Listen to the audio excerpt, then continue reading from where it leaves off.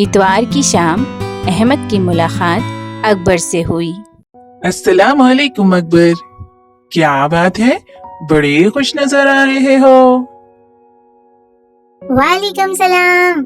आज मैं अम्मी अब्बा के साथ सर्कस देखने जा रहा हूँ। सर्कस, ये क्या होता है?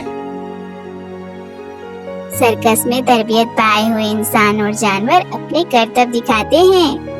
अच्छा, ये बताओ सर्कस में कौन कौन से जानवर होते हैं? सर्कस में शेर, भालू, हाथी, घोड़े और बंदर वगैरह होते हैं। क्या ये सब अपने अपने करतब दिखाते हैं? हाँ भाई, ये सभी नहीं बल्कि इंसान भी करतब दिखाते हैं और जोकर खूब हंसाते हैं। फिर तो ये बड़ा दिलचस्प तमाशा होगा। हाँ, तुमने बिल्कुल सही कहा।